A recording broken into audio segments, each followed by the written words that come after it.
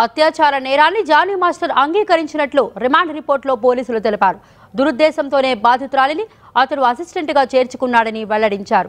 2020లో ముంబైలోని హోటల్లో బాధితురాలపై Johnny master లైంగిక దాడికి పాల్పడ్డట్టు రిమాండ్ రిపోర్టులో తెలిపారు. లైంగిక దాడి జరిగినప్పుడు బాధితురాలి వయస్సు 16 ఏళ్లు మాత్రమేనని, జానీ మాస్టర్పై పోక్సో కేసు నమోదు చేశామన్నారు. 4 ఏళ్లుగా బాధితురాలపై పలుమార్లు జానీ లైంగిక దాడికి పాల్పడ్డట్టు పోలీసులు తెలిపారు. జానీ భార్య కూడా బాధితురాలిని బెదిరించారని తెలిపారు. లైంగిక దాడి విషయం బయటకు చెబితే సినిమా అవకాశాలు రాకుండా చేస్తారని, బాధితురాలిని జానీ మాస్టర్ బెదిరించారని పోలీసులు తెలిపారు.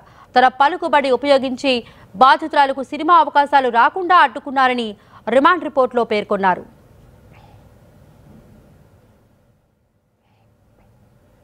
కొరియోగ్రాఫర్ జానీ మాస్టర్ కు కోర్టు రిమాండ్ విధించడంతో పోలీసులు చెంచల్గూడ జైలుకు తరలించారు. నిన్న ఉదయం 11 గంటలకు గోవాలో జానీని అరెస్ట్ చేసిన పోలీసులు హైదరాబాద్ కు తరలించారు.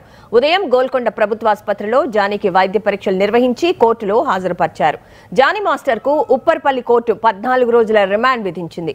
దీంతో అక్టోబర్ 3 వరకు జానీ మాస్టర్ చెంచల్గూడ జైల్లోనే ఉండనున్నారు. జానీ మాస్టర్ ని విచారించేందుకు అనుమతి కోసం రేపు కోర్టులో పోలీసులు కస్టడీ పిటిషన్ దాఖలు చేయనున్నారు.